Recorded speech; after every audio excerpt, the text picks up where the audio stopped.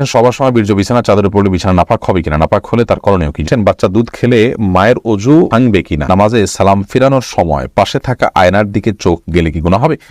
কোন লোক তার স্ত্রী থাকার পর একাধিক মেয়ের সাথে কথা বলেন, সম্পর্ক রাখেন, চেষ্টা করেও ফেরানো যাচ্ছে না, স্ত্রী হিসেবে করণীয় কি? বিয়ের পর কি কোনো ছেলের জন্য তার আগের গার্লফ্রেন্ডের সাথে কথা বলা হালাল হবে বইয়ের অনুমতি ছাড়া? পারিবারিকভাবে বিয়ে ঠিক হওয়ার পর মেয়ের সাথে ফোনে কথা বলা যাবে কিনা? বিয়ের গিফট হিসেবে পরিবারের পক্ষ থেকে দেয়া আংটি কি দেবর তার ভাবিকে পরিয়ে দিতে পারবে?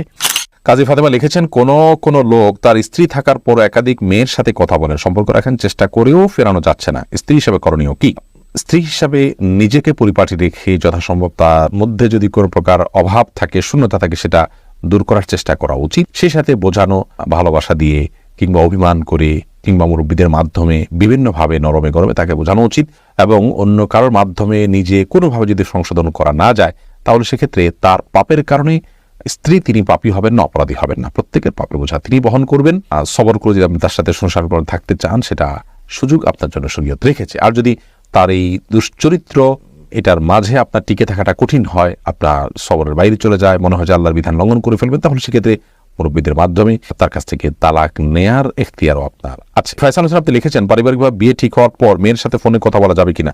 বিয়ে ঠিক হওয়ার পরে ফোনে একান্ত প্রয়োজনীয় তথ্য কোনো কিছু জানা দরকার থাকলে জানতে পারবেন। এমনি আলাপ সালাপ বলতে যেটা বোঝানো হয়, আরো স্বামী স্ত্রী সুলভ আলাপ সালাপ, সেগুলো কোনো অবস্থাতে জায়েজ নয় যতক্ষণ পর্যন্ত বিয়ের আগদ সম্পন্ন না হবে। মেঘনা এর দিকে আপনি লিখেছেন, বিয়ের গিফট হিসেবে পরিবারের পক্ষ থেকে দেয়া আংটি কি দেবর তার ভাবিকে পরিয়ে দিতে পারবে?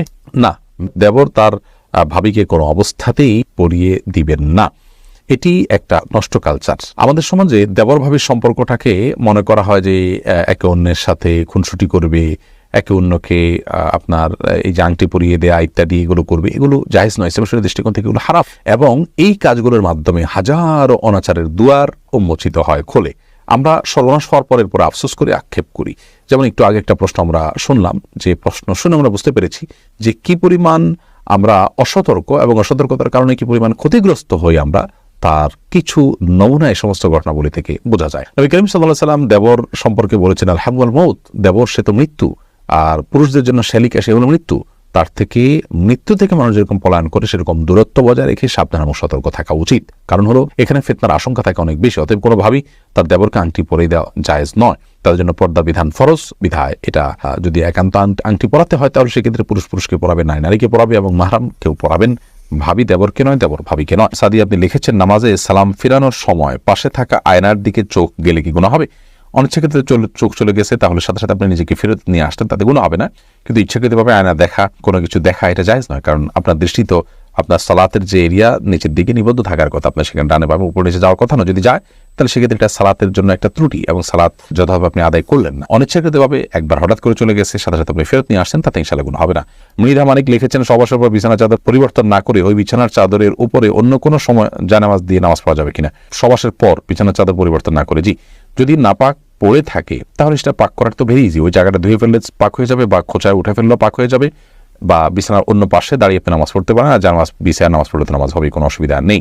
খন্দকার সাইদ আপনি লিখেছেন, কোনো আমলের মাধ্যমে কি মানুষের ভাগ্য পরিবর্তন হয়? দোয়ার মাধ্যমে মানুষের ভাগ্য পরিবর্তন হয়। কিছু ভাগ্য আছে যেগুলো চেঞ্জেবল, পরিবর্তন হওয়ার সুযোগ আছে, সেগুলো দোয়ার মাধ্যমে পরিবর্তন হতে পারে।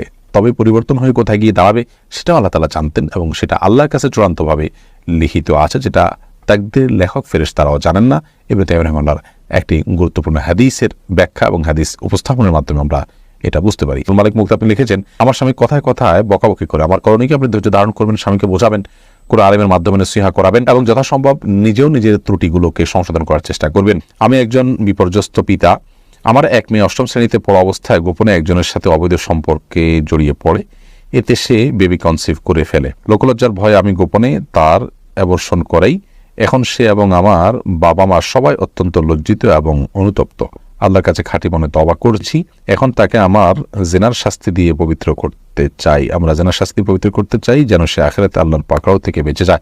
এ বিষয়ে ইসলামী দৃষ্টিভঙ্গি আপনার কাছে জানতে চাই। প্রথম কথা হলো ভাই, জিনার শাস্তিটা ব্যক্তি পর্যায়ে আমরা কার্যকর করব না, বরং এরকম পরিস্থিতিতে সে এবং পুরো পরিবার আল্লাহ তাআলার কাছে লজ্জিত হয়ে এবং হারামের পথ থেকে সরে এসে আর যেন কখনো এই ভুলটা না হয়, সেজন্য আল্লাহর কাছে দৃঢ় প্রতিজ্ঞা করা উচিত এবং দৃঢ় প্রত্যয় ব্যক্ত করা উচিত।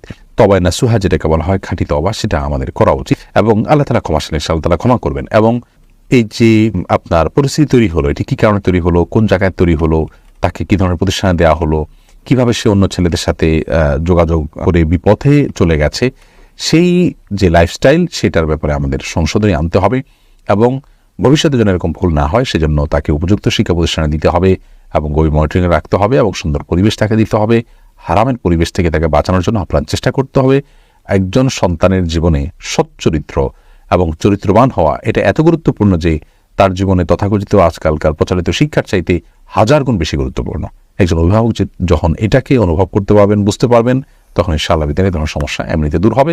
বাকি কথা হলো যে জেনার শাস্তি আমি নিজে থেকে কার্যকর করার সুযোগ নেই। এরপরে আবু হানিফ রাজু আপনি লিখেছেন, অনেক সময় দেখি কবর দেওয়ার পর কবরের 4 কোণে 4টা খেজুর গাছের ডাল পুঁতে দেওয়া হয় এবং নির্দিষ্ট সূরা তেলাওয়াত করা হয়। এর কি কোনো ভিত্তি আছে? না থাকলে মায়েদের মায়েতকে কবরস্থ করার পরে কি করা উচিত? মায়েতকে কবরস্থ করার পর নবী করিম সাল্লাল্লাহু আলাইহি ওয়াসাল্লাম বলেছেন, উদউ লিআখিকুম ইস্তাগফিরু লিআখিকুম ওয়াসাউলাহু তাসবিত, অর্থাৎ তোমাদের ভাইয়ের জন্য তোমরা আল্লাহর কাছে ক্ষমা প্রার্থনা করো এবং তার জন্য দোয়া করো, সে যেন দুনিয়াতে যেরকম ইমানের উপরে ছিল মৃত্যুর পরও এখন মুনকার নাকিরের প্রশ্নের জবাবে যেন ইমানের উপরে অটল অবিচল থাকতে পারে। তো সেজন্য আমাদের উচিত হলো, আমাদের কর্তব্য হলো ইমানদার হিসাবে, ভাই হিসাবে, বোন হিসাবে কোনো ব্যক্তির মৃত্যুর পর তার জন্য মৃত্যুর পর দাফনের পর, জানাজার পর, দাফন করার পর, কবর দেওয়ার পর কেবলামুখী তার জন্য আল্লাহর কাছে দোয়া করে যে আল্লাহ আপনি তাকে মাফ করে দিন এবং তাকে অটল অবিচল রাখুন ইমানের উপরে যেমন তিনি দুনিয়াতে ছিলেন। তো এই দোয়াটা তার জন্য করা সুন্নাহ। এর বাইরে আপনার এই চারপাশে 4টা খুঁটি গাড়া বা গাছের ডাল পোতা কিংবা বিভিন্ন সূরা পাঠ করতে করতে এগুলো পোতা বা সূরা পাঠ করে এরকম কোনো নির্দেশনা কোনো হাদিসে আমাদেরকে করার জন্য নির্দেশ করা হয়েছে বলে আমার জানা নেই। আমরা সেটুকু করবো যেটুকু কোনো হাদিস আমাদের জন্য নির্দেশনা দেওয়া হয়েছে। আর মন গড়া কোনো কিছু আমরা যদি করি তাহলে সেটি কোনো কোনো ক্ষেত্রে বেদাতে পর্যবসিত হতে পারে এবং সুন্নাহ দ্বারা সাব্যস্ত না সেরকম কাজকে শরীয়তের কাজ, ইসলামের কাজ হিসেবে আমরা মনে করে করব না, বরং এটা করার মধ্যে গুনাহের আশঙ্কা আছে। এরপরে যে হিমের আপনি লিখেছেন, গলার নিচের অংশের চুলগুলো কি দায়ের অংশ? এগুলো একেবারে যেগুলো গলার কণ্ঠনালীর উপরে সেগুলো দায়ের অংশ নয়, কিন্তু থুতনির অংশ যেগুলো আছে সেগুলো আপনি চাচবেন না, সেগুলোকে রাখবেন। কিন্তু গলাতে যেগুলো এই গলার মধ্যে যদি থাকে, কণ্ঠনালীর মধ্যে থাকে, সেগুলো দায়ের অংশ নয়। এ বিষয়ে একটা আলাদা ক্লিপ আমাদের আছে, বিস্তারিত সেখানে বলা আছে, দেখে নেবেন। একেম বাহাদুর হাওলাদার আপনি লিখেছেন, বাচ্চা দুধ খেলে মায়ের অজু ভাঙবে কিনা? না, বাচ্চা দুধ খেলে মায়ের অজু ভাঙবে না। ইয়ার আখতার আপনি লিখেছেন, বিয়ের পর কি কোনো ছেলের জন্য তার আগের গার্লফ্রেন্ডের সাথে কথা বলা হালাল হবে বইয়ের অনুমতি ছাড়া?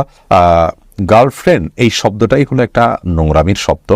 আমরা গার্লফ্রেন্ড বলবো না, বরং বলবো যে তার জেনার সঙ্গী, যার সঙ্গে সে জেনায় লিপ্ত ছিল বা হারাম সম্পর্কে লিপ্ত ছিল, সে অবৈধ বন্ধু, হারাম বন্ধু, তার সাথে কোনো যোগাযোগ রাখা যেতে পারে কিনা। তো বিয়ের পর হোক আর বিয়ের আগে হোক, কোনো মেয়ের সাথে কোনো ছেলে যদি হারাম সম্পর্ক থাকে, তাহলে সেই মেয়ে হোক আর ছেলে হোক, একজন অন্যজনের সাথে হারাম এটা বুঝতে পারার পর, তওবা করার পর, ফিরে আসার পর পুনরায় যোগাযোগ করা এবং সেই হারাম বন্ধু সুলভ যে যোগাযোগ আছে সেটা করা তাদের জন্য জায়েজ নয়। একান্ত নিরুপায় হয়ে কোনো প্রয়োজনে একজন আরেকজনের সাথে যোগাযোগ করতে, সেটা তো অবশ্যই জায়েজ আছে। অতএব বিয়ের পরে যদি চেষ্টা করেন তাহলে তার অনেক বড় ধরনের খেয়ানত হলো, অনেক বড় ধরনের এটা আমানত নষ্ট করা হলো, তার স্ত্রীর সাথে প্রতারণা করা হলো, এটা জায়েজ নয়। যার কারণে আগের অবৈধ সম্পর্ককে পুনর্জীবিত করা কিংবা একে অন্যের সাথে আবার যোগাযোগ রক্ষা করা এটা গুনাহের কথা। তখন আমাদের আপনি লিখেছেন, সবার সময় বীর্য বিছানা চাদরে পড়লে বিছানা নাপাক হবে কিনা? নাপাক হলে তার করণীয় কি? যদি এটাকে খুঁটিয়ে উঠাতে পারেন তাতেও পাক হবে, আর ধুয়ে ফেলতে পারে সেটা উত্তম। অন্তত ওই জায়গাটা শুধু ধুয়ে ফেললেই কিন্তু পাক হয়ে যাবে, পুরো বিছানা না ধুলেও চলবে।